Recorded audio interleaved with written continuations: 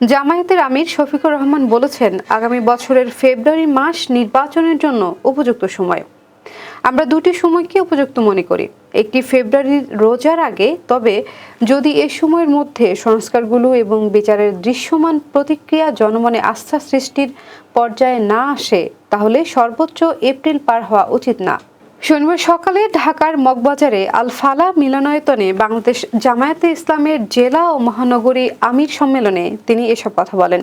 নির্বাচনের জন্য অন্তর্বর্তী সরকারের প্রধান উপদেষ্টার 6 মাসের সময়সীমা ঘোষণার কথা উল্লেখ করে তিনি বলেন, এখানে আমাদের দেশের আবহাওয়া এবং পারিপার্শ্বিকতার বিষয় আছে।